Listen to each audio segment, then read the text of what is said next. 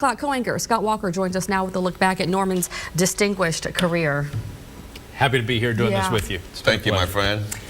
Norman Robinson has been there, done that. Many say it, but few can truly back it up. Though it sure seems like he's been here all his life.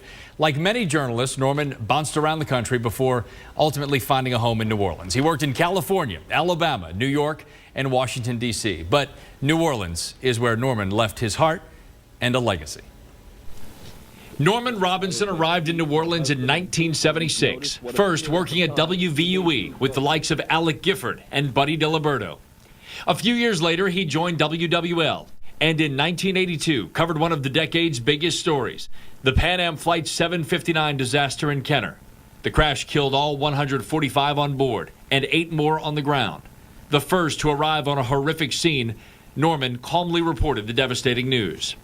Norman took a brief hiatus from local news in 1988, accepting a Nieman Fellowship at Harvard University. Then, a year later, joining the White House beat, reporting for the CBS Evening News with Dan Rather. Norman Robinson, CBS News, the White House. In 1990, Norman was back in New Orleans and at WDSU. He has reported the news here for 36 years and has done it from the WDSU newsroom for the last 24, nearly a quarter century at one station.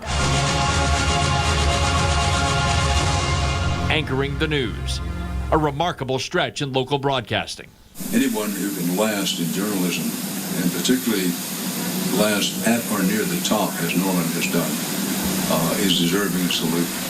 Joe Duke, a former news director at WWL-TV and longtime friend of Norman's, is willing to offer plenty of salutes. Norman is a guy who, at every level of the business, he just personified what the city thinks about a journalist.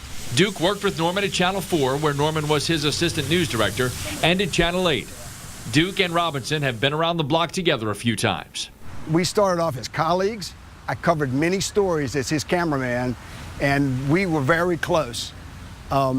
And then we were competitors, and we were fierce competitors. And they reminded each other of it often. If we had a good day and he had a bad day, I would call him and give him grief, and he would do the same. He would literally call a competitor when we got a scoop, when we were first on the scene, and he'd give him a little nya-nya. WDSU Chief Meteorologist Emeritus Dan Milham remembers working with a competitive news anchor who knew how to connect with both viewers and those he had to ask tough questions. Norman has always had a nice balance between being friendly, personable, knowing when to put on the smile and just be nice, and when to get down to the facts. One of those times was 1991, during a memorable gubernatorial debate televised on WDSU. Norman went head-to-head with David Duke, grilling the former Ku Klux Klan Grand Wizard about his beliefs. So we're talking about political, economic genocide. We're not talking about intolerance. We're not talking about spitting on people, sir. As a newfound Christian, a born again, are you here willing now to apologize to the people, the minorities of this state whom you have so dastardly insulted, sir? That debate stands out for former investigative reporter Richard Angelico, who worked at WDSU for 40 years. You took a lot of flack for that, but it was the right thing to do, and I, for one, respected you for it, liked it, thought it was great.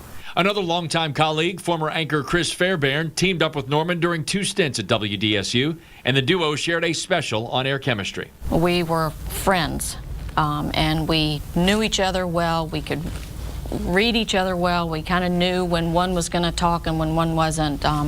We helped each other. We had each other's backs. Through changes to the city, to the station, and to life in general, Norman has been a constant, a comfortable and reliable presence, guiding viewers through tragedy and triumph, pain and progress.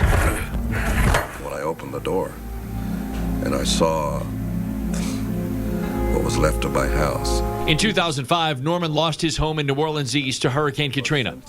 But despite his personal losses, he, along with the rest of the staff at WDSU, carried on, did their job. And that is part of Norman's lasting legacy. He did his job. whether it was grilling public officials on his award-winning hot seat, calling leadership into question after Hurricane Katrina, Mr. Mayor, why won't you answer any questions? covering the Deepwater Horizon oil spill, anchoring hours of Mardi Gras coverage, or solidly and professionally anchoring a newscast. Norman always did his job, and he did it better than most. If you were a newsmaker, you could trust that he was going to get the facts right, and that he was going to be accurate. He was going to give you the benefit of the doubt. Norman is the quintessential gentleman. He is loyal and hardworking, great work ethic. I love this guy. I think New Orleans has been lucky to have him. So, Norman, congratulations on all that you've achieved, and Semper Fi also. Semper Fi, the motto of the United States Marine Corps, Latin for always faithful, a phrase that personifies who and what Norman Robinson is: the faithful co-worker, veteran, friend, son, father, and grandfather. He's just a genuine, great human being. You know, I wish him the best. Best of luck to you, my friend. Love you. I'll miss Norman Robinson on the air. It hasn't been that way in a long time. Quite a career, and I will miss Norman Robinson as well. And I said this earlier, I grew up watching you, and I mean that in the nicest way possible, because that made it all the more special when a couple of years ago we started to anchor the 10 o'clock newscast together, and we got to do that for a while. And I will certainly miss you and wish you the very best in whatever you decide to do next. Thank you, Ad Dog. Give me a big hug. No problem. You know you've made your mark here, Norman. Thank No doubt you. about it.